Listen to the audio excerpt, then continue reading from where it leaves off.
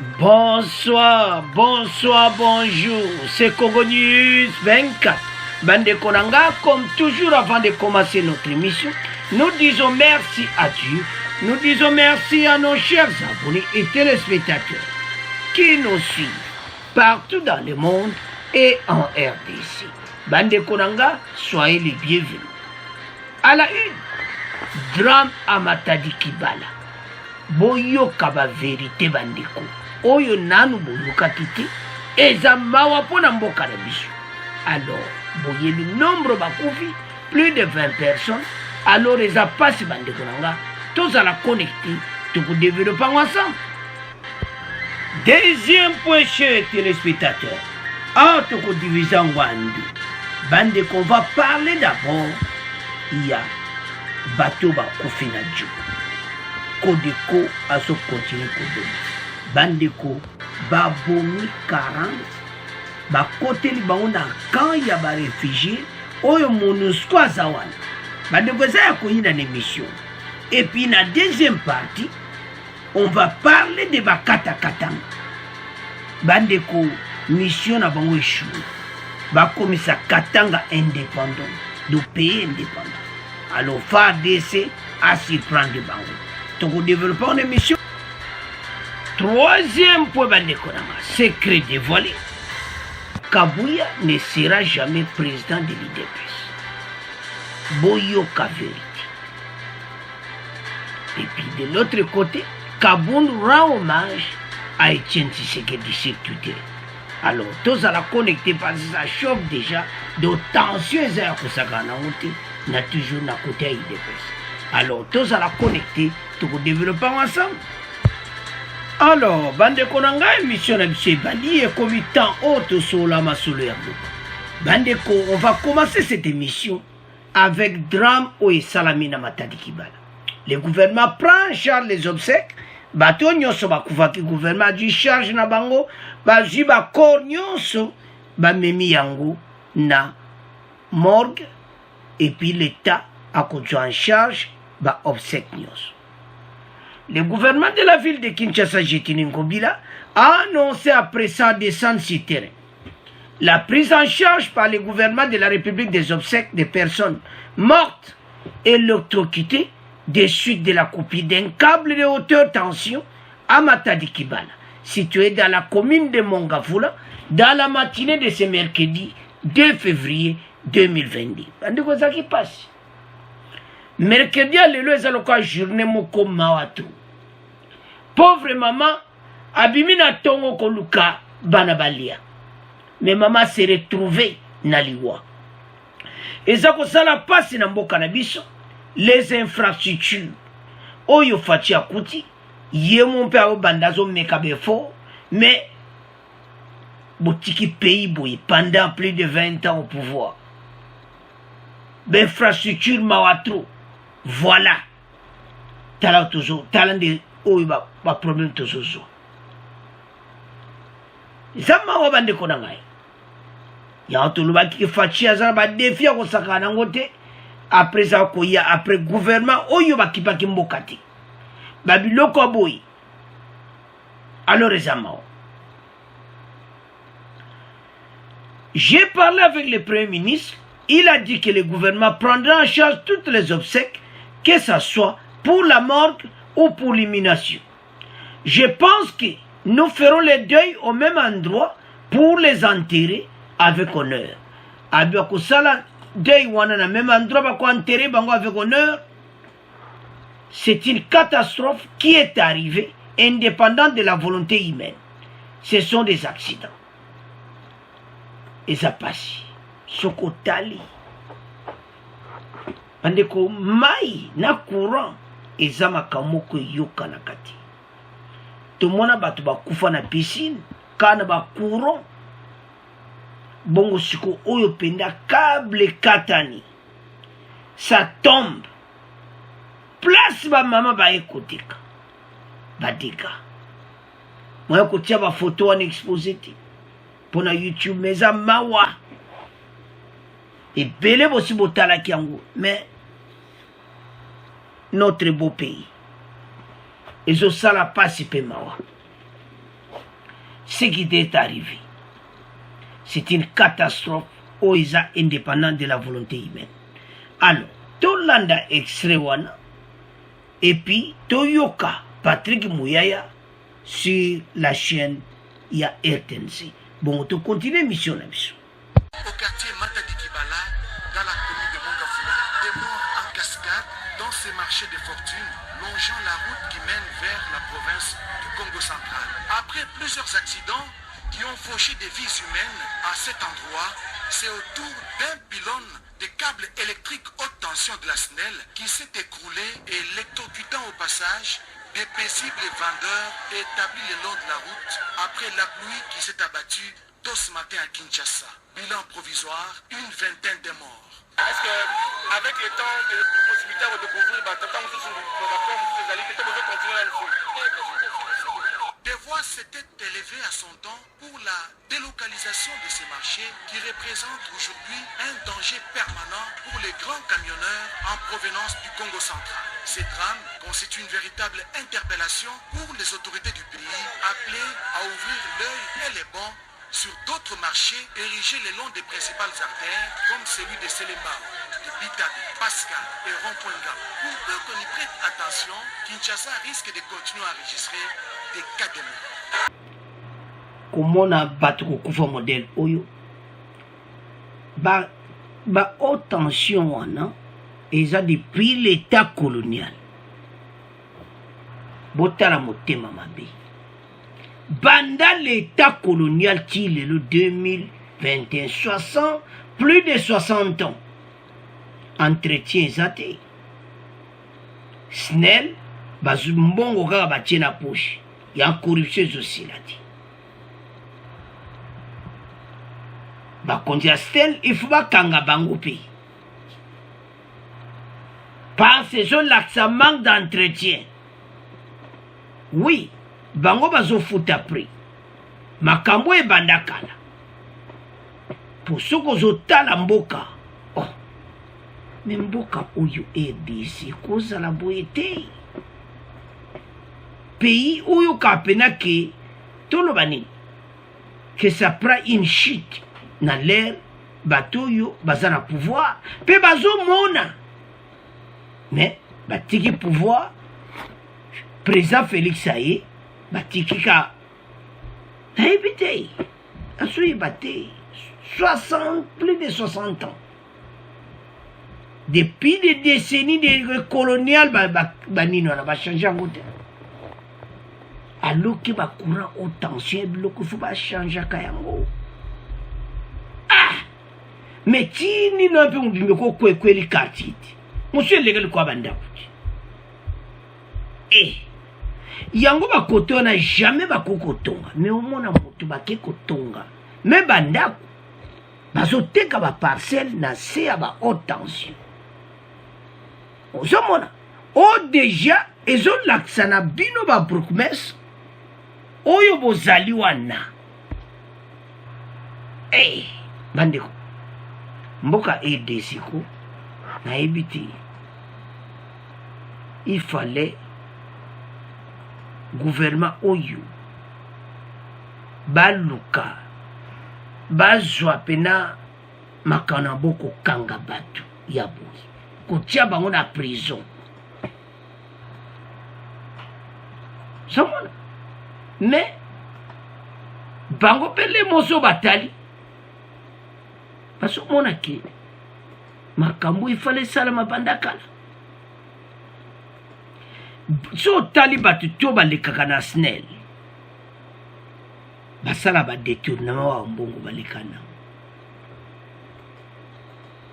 mais bazoye bateke via batu eza wana courant pe kata na kanango ezala ngo pe na l'air nyonso te le même courant kata na ka et comme suko bonga biso bozo bongsa na bine loko.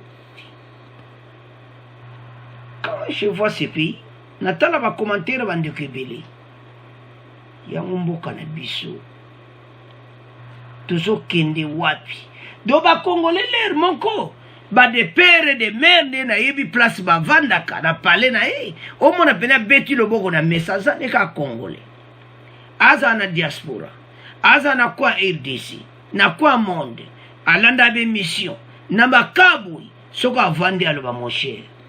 Je ne comprends rien ce pays. Ah, mon cher, mboka na biso boy. Des décennies, bakable babongisaka ngo te. Wana pe boya nsubo lo bakaka o bakonza me bino bato bosala ka SNEL. Ah! Non. O baloka trop c'est trop. Mutu ezo chauffer.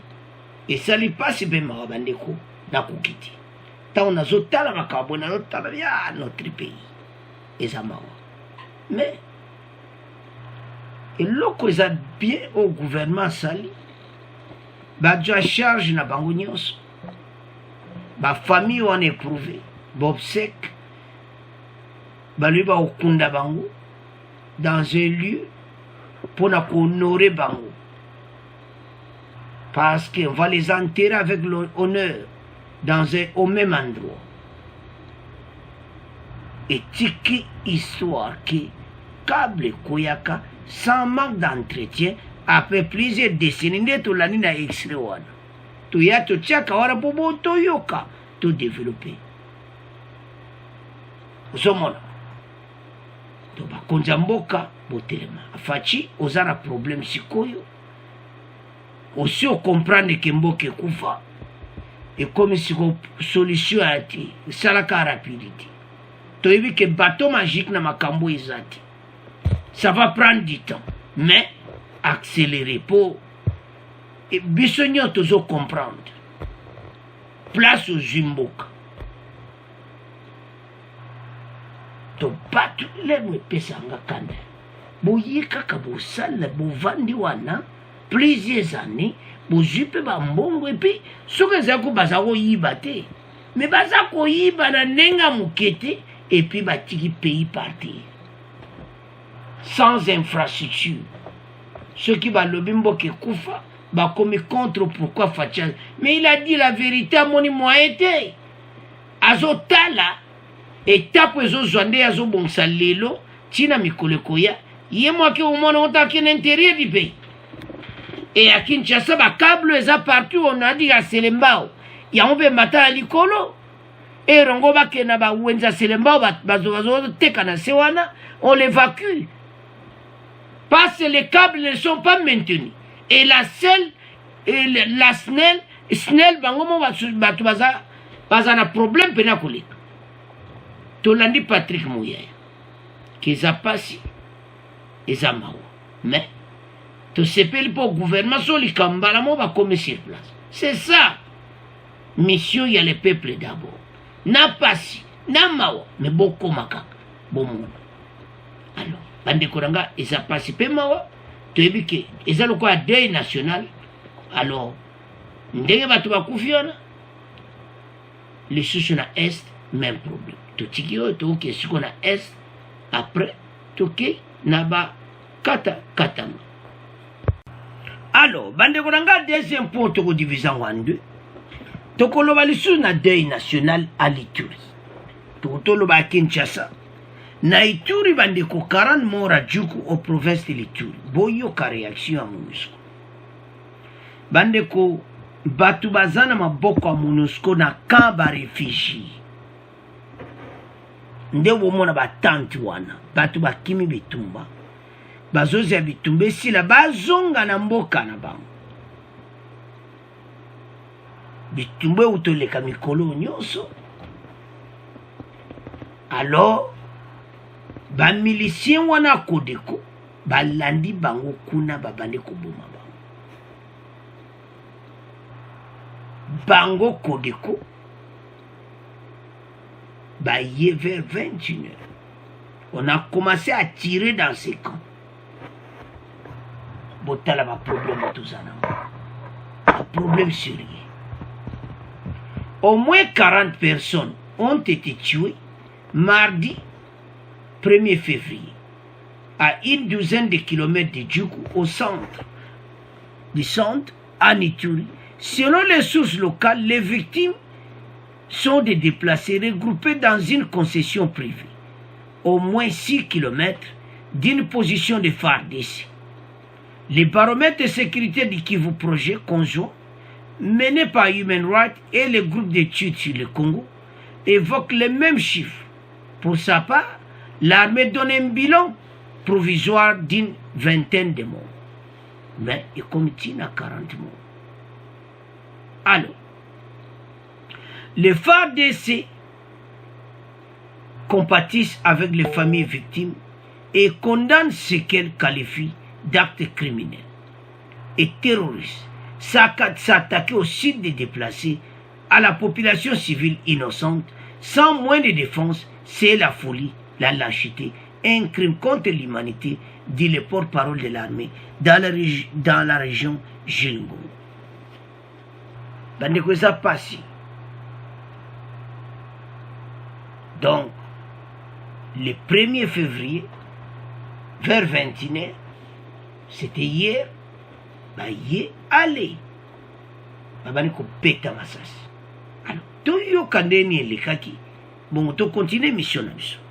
Jean-Claude Lokidile, une attaque d'un site de déplacés, des personnes qui sont en attente d'assistance humanitaire et de retour de la paix pour regagner leur village, mais des miliciens qui viennent les attaquer, dont les femmes et les enfants qui sont massacrés à coups de machette et d'autres tués par des armes à feu. Donc c'est vraiment horrible. D'ailleurs, ça ne s'explique pas. Les dynamiques actuelles sont dans le cadre de mutualiser les efforts pour le retour de la paix, notamment la présidente de la République qui a envoyé l'équipe de task force pour sensibiliser les miliciens, des différents programmes qui sont déjà mis en place, notamment les PDDRCS pour la question de démobilisation des armements et des sociaux communautaires des miliciens. Les églises sont en train de sensibiliser les miliciens pour le retour de la paix, mais qu'ils puissent encore commettre ces incidents ici. Vraiment, ça décourage. Du côté de l'armée, son porte-parole en Ituri parle de crimes contre l'humanité. Pour le lieutenant Gilles Ngongo, c'est inhumain de s'attaquer à une population civile qui n'a aucun moyen de défense.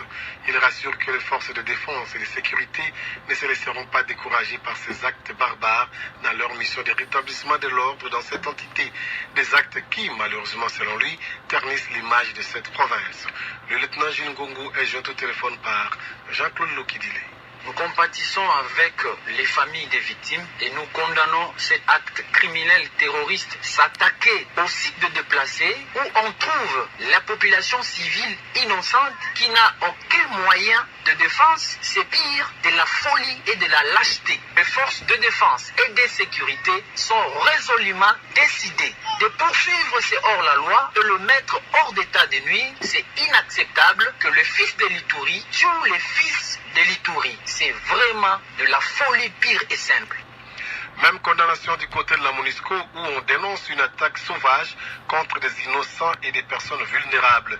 Jean-Tobi Oukala, responsable de l'information publique de la mission onusienne en Ituri, affirme que la MONUSCO est intervenue immédiatement après avoir reçu l'alerte.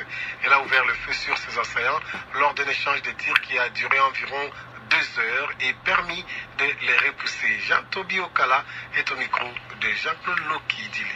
Il faut d'abord dire que nous condamnons fermement cette horrible attaque contre des personnes en mobilité réduite, contre des enfants, des vieilles personnes. C'est inadmissible et contraire au droit humanitaire international. Aussitôt alerté, on avait une patrouille qui était déjà dans la zone. Elle s'est immédiatement dirigée vers le camp de Plaine Savo. On était déjà aux environs de 21h30. Et probablement que ces gens avaient déjà perpétré leur massacre. Au niveau de la localité Saha, nos troupes ont essuyé des tirs de ces assaillants. Nous avons énergiquement répliqué. La MONUSCO a réussi à repousser ces assaillants qui malheureusement avaient déjà commis ces massacres. Nous avons renforcé notre présence autour du camp des déplacés de la plaine Savo. Nous avons patrouillé toute la nuit aux côtés des FARDC. Autre nouvelle, situation confuse ce mercredi matin. Alors, bande Koranga Tolandi Bisignos. Des personnes qui sont en temps, bazonga na ba village na bango, bazaki na ba camp, bazonga na ba village, mais ba se trouver, ba bani ko beta wa masasi ko bon wana wa mbili. Kodeko. Mais baza na itu. Donc, ezama, so on comprend bien Kodeko wana. Et comme a douté, c'est vraiment baza bate itu di pona ko bon vande ko na binoboy. Alors, c'est grave, bandeko. Bah, comment ça, quand on a des fausses? Donc comme il n'y a pas ADF mibale, les FARDC compatissent avec les familles des victimes. Ils ont dit ceci: s'attaquer au site des déplacés, à la population civile innocente sans moyen de défense, c'est la folie, la lâcheté, un crime contre l'humanité, a dit le porte-parole de l'armée dans la région Géno. Bateau, tu vois que c'est pays. O ba diriger à côté de Koana. Tambo kanga parce que makamo zana soukana. Alors, parlons maintenant à MONUSCO. Batuso ba kimina camp réfugié bazana protection ya ONU. Et maintenant MONUSCO au bazaka kawana à quelques kilomètres, mais il que je ça la passe. Pourquoi bango bako la wanati na bango baza ba camp déplacé?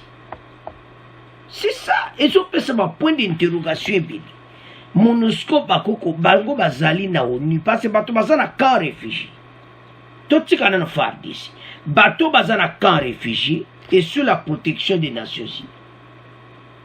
L'air est grave. Secrétaire général des Nations Unies, Guterres, a joué à Kinshasa. C'est aussi bien libéré. Parce que leur makamboza mon boulot. ONU, baza oyo eza quand il y a des réfugiés sous la protection de l'ONU. Mais si on a une déclaration à Bangoana, que Bango va s'attaquer dans le même moment, mais ce qui va attaquer, déjà va se passer là qui va bombarder. Oh, mais pourquoi bien Boya qui a vendu? C'est pour ça que le travail de l'ONU est douté en RDC. Il y a 11 mois qui va préférer que Bango va quitter. Makamba Bouti. Il n'était pas loin. Mais pourquoi pas Bolala Kagawana n'a pas réfugié? Otoye to bengani bango, mais c'est trop tard. Bango basi ba bombi no bomi ata moko na bango. Point d'interrogation. Donc toujours na ba citation mona mboka l'air moko tali gauche ou tali droite au Nzambi. Sunga. Biso na biso, on utilise que les Congolais. Ozomona na MONUSCO aya na enga na mona okani d'étiquette. Parce que peuple oyo bazana maboko na bino et à quelques kilomètres. Allez. Babani ko beta to masasi na kati ya camp ba réfugiés wana bilamba. Ils ont tué et puis bakei. Naba machette aya bomiaki. Pourquoi? Vous comprenez pas problème les amis. Au balo l'heure est grave. Situation est difficile. Alors, talaba défi mboka na biso bazana. Ah, ermo tali olobino. Toke siko na Katanga. Une tentative de proclamer l'État indépendant du Katanga, déjouée par FARDC. Beaucoup appellent Katanga. Président Katanga. Oui, bah Katanga ba rifa kandenge moko. Tala, j'ai débattu ou ba j'ai dit ou yunae bati. Banani baza sima na bango. Mbongo basomba kaba biloko bazui yango wapi. Problème ezaka miba an. Bazui yango wapi nani apesi bango. Le mouvement indépendantiste Maïmaï Bakatakatanga a fait une incursion à Mitouaba le samedi 29 janvier 2022. Dans leur démarche, les miliciens voulaient proclamer l'État indépendant du Katanga à partir de ce territoire du Ourdaga. Donc Bango va proclamer que Bandalelo, Katanga est comme pays. Botala makambo toujours vivre. Et Non. Situation est à mon boulot. L'État indépendant du Katanga. Vous tirez le drapeau na bino, oui. Na kati ya RDC. Situation est à mon boulot. Botala la situation tout ça. Ce n'est pas possible. Alors, bandeko, toyoka extrait oyo. Bon, to continue mission na biso. Se sont confus ce mercredi matin à Mitwaba Centre. Des tirs ont été entendus et pour cause, les miliciens Bakata Katanga qui avaient été désarmés ont refusé de rejoindre la ville de Lubumbashi. L'armée a fait usage des tirs de sommation. Aucun bilan n'est encore dressé et une réunion de sécurité présidée par le ministre provincial de l'Intérieur a eu lieu ce mercredi dans l'avant-midi. Rien n'a encore filtré de cette rencontre, Jean Gandou. Tout serait parti de la décision des autorités dépêchées sur place à Mitwaba de ramener à Lubumbashi les miliciens Bakata Katanga désarmés. Ces derniers ont manifesté de la résistance et ont refusé de prendre place à bord des véhicules disponibilisés à cet effet. D'après nos sources, certains éléments Bakata Katanga qui avaient dissimulé les armes en ont fait usage pour couvrir leur fuite en prenant les femmes et les enfants comme des boucliers humains. Et l'armée a fait usage de tirs de sommation, ce qui a provoqué la panique, obligeant plusieurs personnes à rester chez elles. Entre-temps, la plupart des miliciens ont regagné la brousse par les villages de Mazombwe et Kapopochido y sont venus. Pendant ce temps, les habitants de Mitwaba qui avaient fui leur maison à l'entrée de ces miliciens samedi dernier ont trouvé refuge soit en brousse, soit encore dans d'autres villages comme Kashungeji, Kiwisha, Mwema, Dilenge et autres. D'après la société civile locale, les activités scolaires sont paralysées car beaucoup d'élèves et certains de leurs enseignants sont partis de Mitwaba Centre. Notons qu'une forte délégation conduite par le ministre provincial de l'Intérieur est arrivée sur place ce mardi pour rassurer la population et inviter ceux qui ont fui leur maison de le regagner. Alors, bande konanga tolandi biso nyonso wana le Bakata Katanga ba désarmaki bango baluka mwe baramene bango alo bayaya bakote suzamba. Très vite, ces adeptes du seigneur de guerre Gédéon Koungou Mutanga ont vu leur tentative étouffée par les forces armées de la République démocratique du Congo. Sur place à Mitwaba, le calme est revenu après une psychose observée au sein de la population. Pour l'heure, la situation est sous contrôle des forces loyalistes. Yena Mitwaba va proclamer État indépendant. Bandeko panique pour bolandi na exam sur ba côté na Zamba et tout ça. Alors, bato ya Gédéon oyo. Bandeko ezo salama. Bato bazo kima na Zamba. Mais boye place bon baza, il fallait bolanda bobo silis. Problème quand nous en partout mais ce qui se passe à l'est. Kodeko boye place à ça. Bolanda Bakata Katanga, boye place mon bazalo, sono otala. Armée na biso bazali limité na makambo be. Parce que toi limité te makambo di ceci là. Soit makambo ba embargo ba arme o tile le faire de ça un problème. Pour un régime ele kaka makambo ele ka donc. Faut ba luka ba longola ba embargo na to ba arme na RDC, c'est pas to okufa. Et puis, problème est effectif. Parce que dans chaque situation, ils ont passé dans RDC, il y a un retard. Dans Kodeko, il y a 40 en retard. Et maintenant, Bakata Katanga, il y a 100 sabato. En retard.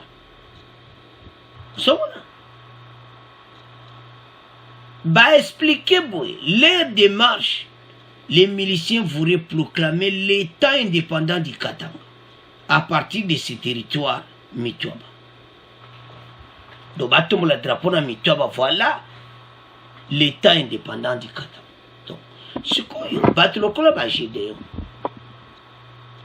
Bozo kwa kukanga bangote. Bukanga ke botiki. Zomona. To biloko wana tout. Et zomona ke pays to sana ba problème. Il y a des groupes, il y a des batumususu, balinga ba déstabiliser mboka pour fatika gouverner bien et puis faire de ces pays moi ba problème. C'est ça la situation de vivre. Et zo salamawa, to zo kende wapi pona mboka oyo. bande koza soni pe mawa komona ba acte tozo vivre awa toko vivre la situation aboité sona parce que bayebi place eloko sala pasi bango bayebi place azana zam. Pourquoi pas en finir avec monsieur Gédéon? Ce que vous avez c'est qu'il y a un groupe, il y a les complots. Battement minene baza sima Gédéon. Nani aza sima Gédéon. Nana zo lingete indépendant kata. Et ça point d'interrogation, oyo ba Congolais baza na besoin de réponse. Parce que trop c'est tout. C'est la même chose en Ituri. Un groupe quoi Kodeko. Tande baye babomi batu. Mais on y a zawa. Déclaration nini. Donc partout où je vivre dans ma scène, mon corps, parfois, et ça le moutou pas sur kwanzi moutou obe a pays nabiso. Faut peuple quand même à koufakati. Peuple azana besoin jure mukili oyo. Baya kiteka baya ba continue ka passe. Non. Bakonza mboka botala makambo. Bakonza mboka bosala tout. Bato nyonso basala ka trouble bokanga bango. Eza mawa. Bo pe boyebi na kati ya un complot bo dévoiler yango. Mboka na biso jamais ko kabwana. Bakata katanga nyonso bozoluka bozana réciti. Ba Congolais baza bomoko. Alors bandeko mokili eza kotala banguna Congo bafungoli misu bazelaka EDC kabwana eko kabwana ti bino nde bo bino moko boko bayi ba Congolais bazaka ini tolanda tele mutemenso comme les kamabele ba Congolais bazaka bomoko. Alors bandeko botala ba situation tozanango botala ba défi gouvernement zanango.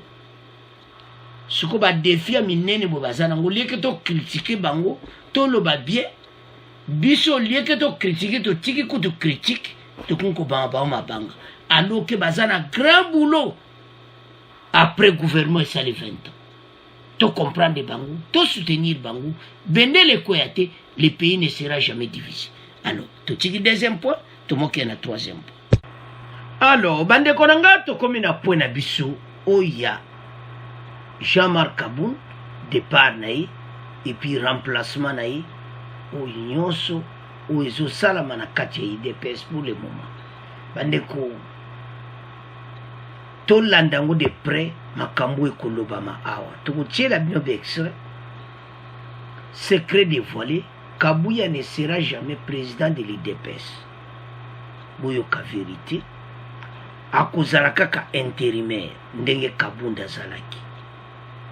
Mais tu développes en plus l'émission. Mais tu vas na Kabunda rendre hommage à Etienne Tshisekedi. Kabunda rend hommage à Etienne Tshisekedi, symbole de la lutte pacifique et des aspirations. À travers un message publié sur son compte Twitter, c'est lui qui est considéré comme héritier de l'opposant historique de la République démocratique du Congo rend hommage à celui qu'il qualifie de symbole de la lutte pacifique et des aspirations démocratiques de tout un peuple. 5 ans déjà,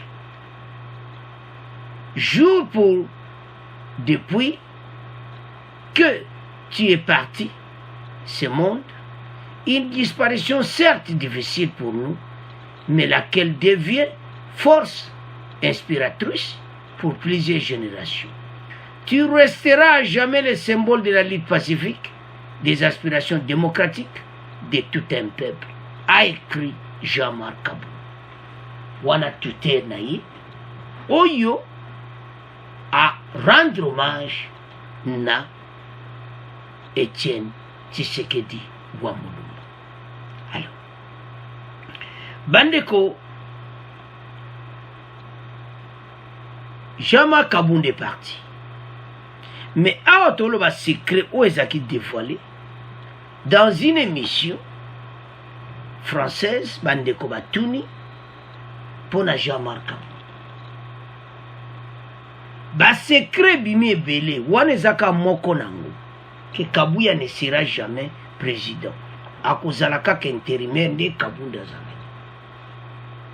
Deuxième secret, balobi Kabunda azalaki na baide ya okoma premier ministre na 2023, aza na majorité ya badepute oyo bakozala nsima na ye.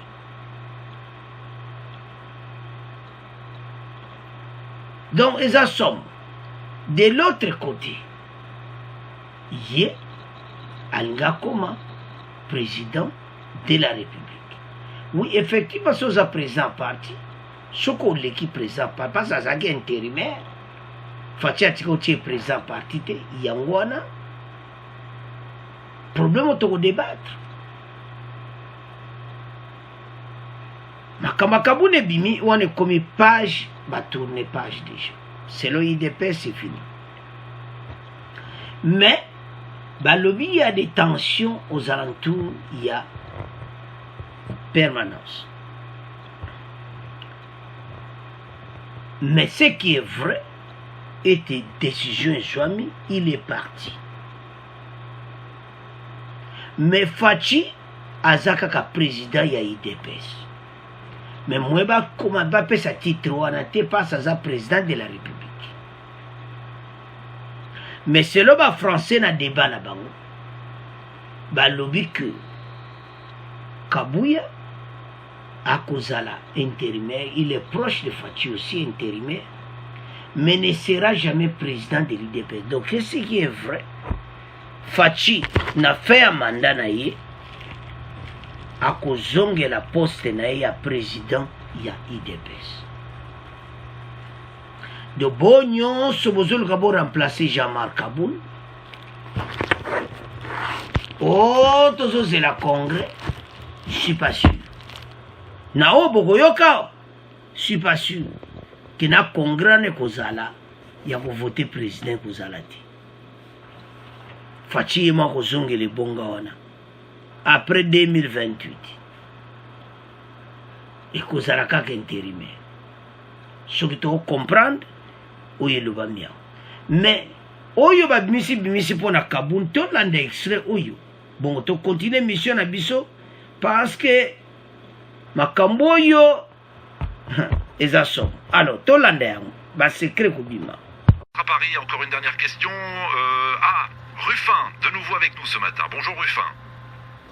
Oui, bonjour Juan. Bonjour à tous les auditeurs de télé. Je dis de nouveau avec nous, vous étiez sur l'antenne des RFI hier, vous nous avez posé des questions sur la situation au sein du parti présidentiel dans votre pays, la République démocratique du Congo. Malheureusement, le réseau téléphone s'est très rapidement dégradé. Vous souhaitez que l'on revienne donc sur la destitution de son poste de président par intérim de l'UDPS. On parle là de Jean-Marc Kabound. Il a été exclu du parti il y a quelques jours. Quelles étaient vos questions, Ruffin ?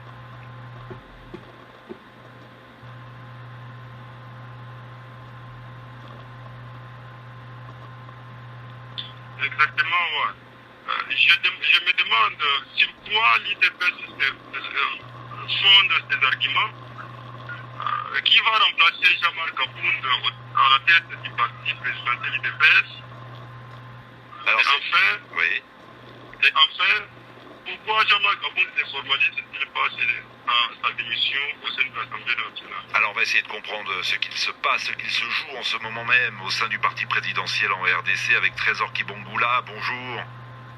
Bonjour Juan Gomez. Comment allez-vous ce matin? Oui, très bien. Très bien, merci. Là, je suis ravi, le réseau téléphone passe très bien. Vous êtes analyste politique au groupe d'études sur le Congo. Jean-Marc Kabound, destitué de son poste de président de l'UDPS, exclu du parti. Concrètement, que lui est-il reproché?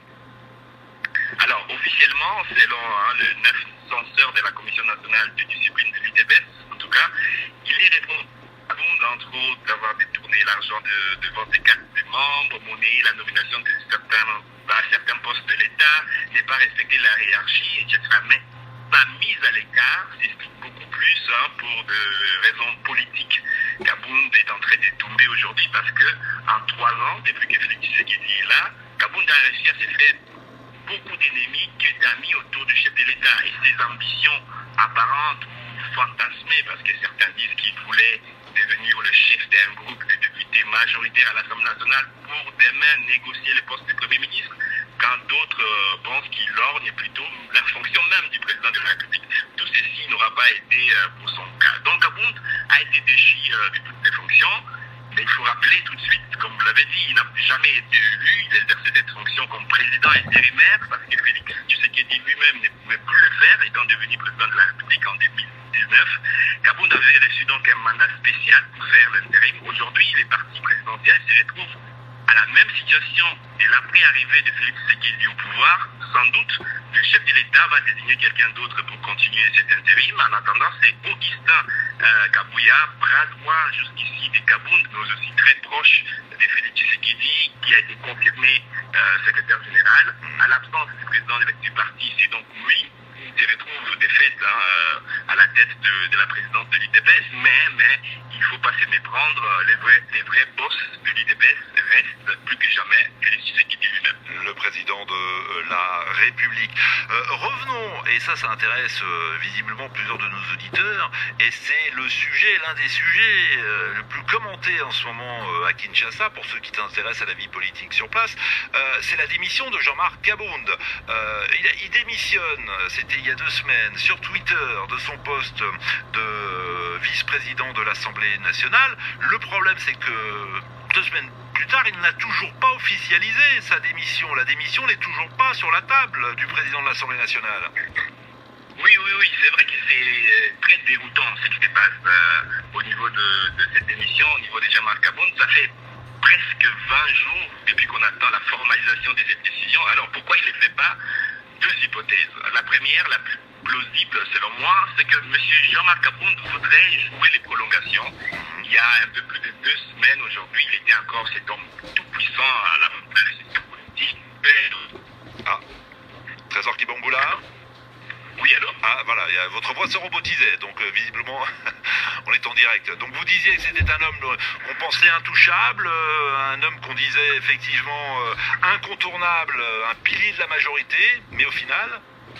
Oui, ça, cette chute brutale que tout le monde donne aussi... Bon. Non. C'est comme hier, je suis désolé, Trésor Kibongoula, malheureusement, visiblement, au bout de 2-3 minutes, le réseau se dégrade. Bon, on va suivre, en tout cas, si Jean-Marc Kabound officialise ou non sa démission de l'Assemblée nationale. Il l'a fait sur Twitter, maintenant on attend évidemment que tout cela soit officiel. En tout cas, les responsables du parti présidentiel ont déjà fait savoir que s'il ne démissionnait pas avant la rentrée parlementaire qui est prévue dans un peu plus d'1 mois, en mars, il fera l'objet d'une motion de défense. Je vous rappelle qu'il a quand même été désavoué par la quasi-totalité des élus de son camp. Voilà un sujet qui continuera, à mon avis, d'effrayer la chronique. Et puis j'espère, mon cher Ruffin, qu'on a pu répondre à vos questions. Merci en tout cas de votre fidélité. Et merci à Trésor Kibongoula d'avoir été avec nous une fois encore. Alors, Bandeko, Tolandi Bissonios, nous avons suivi ensemble Tolandi des bagnons sur des discussions autour il y a Jean-Marc Kabound. L'accusation est belé. En tout cas, Nandenge Komaki, tous au monde a commenté Kabound a résister le sous à la tête de l'IDPS. Et l'Obami a mingi. Et ce qui est vrai, il est exclu du parti. Alors, maintenant, Jean-Marc Kabound accueilli ce que Kabouya a remplacé comme intérimaire. Ce qui doit comprendre, c'est que Kabouya ne sera jamais président IDPS. Parce que qu'un jour, il y a cause à la présidente de la République. Je crois que vous allez comprendre. Donc c'est ça. Pose à la présidente à partir de viser, même au commandant. Bazo Tale se monter à cause de la présidente de la République. Le président va partir de mon account. Muzito. Fayulu. Motunyon soit le président parti. C'est la seule mission qui a comme au sommet de l'État. Les tali ba qualité à Kabouya nyonso bazomona te ka kozala président de la République. C'est pour cela qu'il n'y ait pas de l'intérimaire. Donc, fauteuil ou à présent, il dépêche de na fait le 17. Bango tout va à l'intérimaire, va chauffer Kiti. Si je comprends bien. Après 2028, Fatia Zongi le poste, il y a président et il dépêche. J'ai invité ceux qui vont dire que sécurité, mais on est à selon des tout lundi. Donc, poste appartient au chef de l'État. Ndeko, makamboza minene na pays na biso. Ceux qui ont mona makamba boido, to mona ba réalité o ezoya. Donc, il faut tout mona dia musika. Ba situation oyo. Jean-Marc Kabunda Zamaïl. Toke Dietman Apona. Premier vice-président de l'Assemblée nationale. Tissu Kwaza, premier vice-président, Moutalongole Azati. Zomona. Secrétaire né directeur bureau de l'Assemblée nationale. Bazo travailler comme d'habitude. Yé personne qui boulot, qui ne boulot. Toujours c'est la rentrée parlementaire il y a mois de mars. Alors, rentrée parlementaire il y a mois de mars. Et qu'on les kandenge nini. Est-ce que bakosa la motion ndenge zawana? Ceux qui sont de l'autre côté. Jean-Marc Kaboun va député à FCC basé Bélé Balingi. Nandimite, basa la motion à Kolongolaï. Parce que c'est une leçon. Bolongoli est na IDPS. Il y a le premier vice-président. Il y a l'Assemblée nationale. Question vous se posez. Ce qui va Longoli est premier vice-président dans la député. Parce que il faut la destitution. Est-ce que la députée n'y soit union sacrée? Parce que la députée à Katumbi, la députée à Bemba, bango kutu déjà. Na makambo les gars entre bango ko les gars bango déjà ba ko siega yalo. Est-ce que parce que la majorité a la battu belé à FCC et quelques députés à IDPS, bah ça fait pour Kabou. Est-ce qu'à Kolongwa, l'Assemblée nationale, dans le mois de mars, c'est ça la question, et ça a pour le moment. Il y a une question, tant à petit cas qu'on peut ça démission moko écrite. Tant au lobby que ça a tinati, il faut comment. Parce que ça prévité, il est là que ça a posé démission. Il faut comment. Mais il y a pas à commenter. Dans le dernier discours des femmes militants, dans le lobby, bateau tout bas se perd pour un petit moment, tamouké. Donc, c'est-à-dire, Yaya, Azomona ke il faut que premier vice-président de l'Assemblée nationale. Est-ce qu'à quoi résister? C'est ça la question. Mais voilà nyonso ba réponse ko ya na rentrée parlementaire en mars. Mais entre-temps, Jean-Marc Kaboun est premier vice-président de l'Assemblée nationale. Et Zaya Koinda et Sieyinda. Alors qu'il est exclu du parti, mais Azo continue que Salah Moussa Naye comme premier vice-président de l'Assemblée nationale. Parce que dans la zone, poste exactement au Longolé Bongo. La procédure, il faut que Longola qui m'a bunda. Nde pe ba Longola Jean-Marc Kaboun, so balingi alo. Alors, na kati union sacrée, azape na bato balingi. Tango nyonso, titre comme en mars, ba démarche à Jean-Marc Kaboun des okende ndenge nini. Soko azana besoin katika l'Assemblée nationale. Il faut se koya solo la pena qui toko na ba député ou batikali, il y a union sacrée. Et pas y wapi ya kojo appuine, à peu près plus de 250. Oyo bazakuna, bango, bazala simana ba soutenir. Zomona bandiko. Donc balobia wa ke eyindi. O baloba ke si eyindi. Que tokomozela mois de mars soki Jean-Marc Kabunda kotika la premier vice-président de l'Assemblée nationale ou pas. Mais pour le moment, IDP Sassatiki, il est exclu à Komikaka dans l'Assemblée nationale. Alors, les Congolais toyeba exact que so balongole la IDPS, balongole l'Assemblée nationale. Non. Procédure l'Assemblée nationale ko sala mandenge ya babunde salamaki. Et puis pour le moment, toujours que soupçon que bazo menacé Djamboso. Donc pour na bango, ya auto loba que makambo ko benda makambo ibele. Ya ante to tche pour to débattre parce que le départ à Kaboul et comme alinga bureau mo mbamboso elo. So boyo ka kité toujours ibsabino. C'est écrit dans les médias que bazo menacé déjà. Éviter. Est-ce que menaçant et sa pétition que Kaboul n'ambosso bango tout ballon. Mais Mbosso a un soutien à chef de l'État. A un soutien à député. To éviter. O ezolobama mais eza confirmé eza ka bazoloba na média. Mais tu dis preuve na ngote. Tout ça la clair. Mais ba lobby. Oh, le même na monoko eza preuve ti. Il faut les aller écrire. So babani pétition, on est au complot, oui, ça. Mais pour le moment, les ondes, les fake news, partout, on en parle. Il y a d'autres choses au bim.